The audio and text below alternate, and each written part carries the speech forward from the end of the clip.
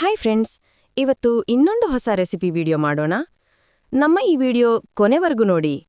ಅಲ್ಲಿಯವರೆಗೂ ದಯವಿಟ್ಟು ನೀವು ನಮ್ಮ ಯೂಟ್ಯೂಬ್ ಚಾನಲ್ಗೆ ಸಬ್ಸ್ಕ್ರೈಬ್ ಮಾಡ್ಕೊಳ್ಳಿ.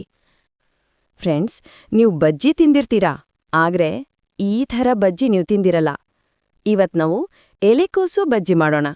ಇದು ನಾರ್ಮಲ್ ಬಜ್ಜಿಕಾರ ಇರಲ್ಲ, ಇದು ತುಂಬ ಚೆನ್ನಾಗಿರುತ್ತೆ.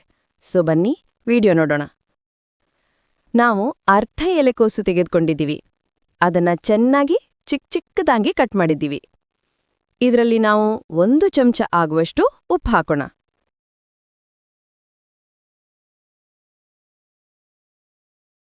ಒಂದು ಚಮಚ ಅರಿಶಿನ ಪುಡಿ ಹಾಕೋಣ.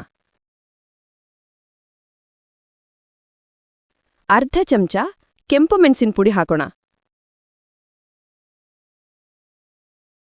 ಅರ್ಧ ಚಮಚ ಚಾಟ್ ಮಸಾಲ,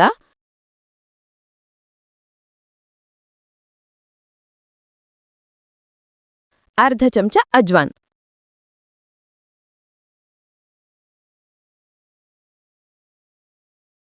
ಅರ್ಧ ಚಮಚ ಆಗುವಷ್ಟು ಜೀರಿಗೆ ಹಾಕೋಣ.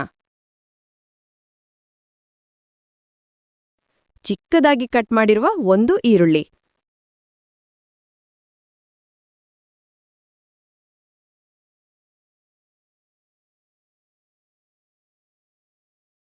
ಸ್ವಲ್ಪ ಪುದೀನ ಹಾಕೊಳ್ಳೋಣ.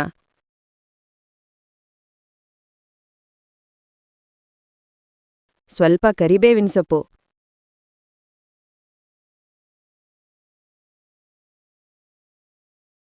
ಸ್ವಲ್ಪ ಕೊತ್ತಂಬರಿ ಸೊಪ್ಪು,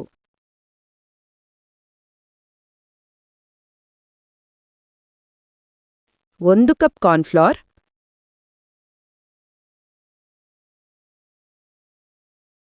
ಒಂದು ಕಪ್ ಕಡಲೆ ಹಿಟ್ಟು,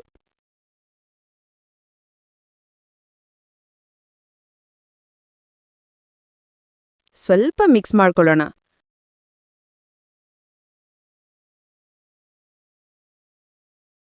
ಇವಾಗ 1 ಕಪ್ಪು ನೀರು ಹಾಕೋಣ. ಇವಾಗ ಚೆನ್ನಾಗಿ ಮಿಕ್ಸ್ ಮಾಡ್ಕೊಳ್ಳೋಣ.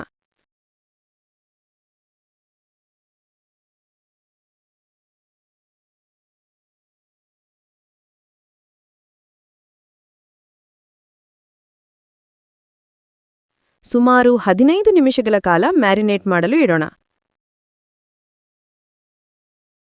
ಸೊ ಇವಾಗ ಒಂದು ಪ್ಯಾನ್ ತಗೊಂಡಿದ್ದೇನೆ. ಇದರಲ್ಲಿ ನಾನು ಸುಮಾರು ಎಣ್ಣೆ ಹಾಕ್ತೀನಿ.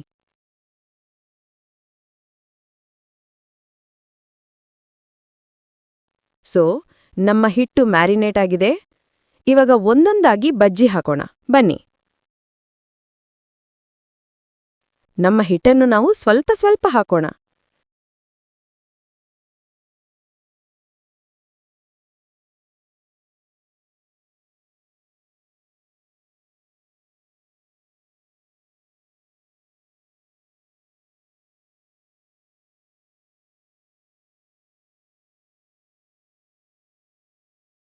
ಸೊ ಇದನ್ನ ಚೆನ್ನಾಗಿ ಬ್ರೌನ್ ಆಗೋವರೆಗೂ ಫ್ರೈ ಮಾಡಿ.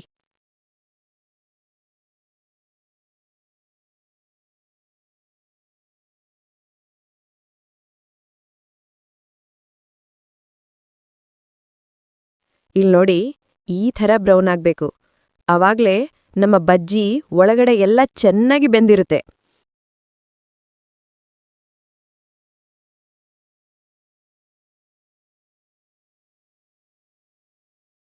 ಈ ಬಜ್ಜಿನ ನೀವು ಹಸಿಮೆಣಸಿನಕಾಯಿ ಚಟ್ನಿ ಜೊತೆ ತಿನ್ಬಹುದು, ಅಥವಾ ನೀವು ಕೊಬ್ಬರಿ ಚಟ್ನಿ ಜೊತೆನೂ ತಿನ್ಬಹುದು. ನಾವು ಟೊಮ್ಯಾಟೊ ಸಾಸ್ ಜೊತೆ ತಿನ್ನೋಣ ಅಂತ ನಾನಿವತ್ತು ಟೊಮ್ಯಾಟೊ ಸಾಸ್ ತಗೊಂಡಿದ್ದೇನೆ.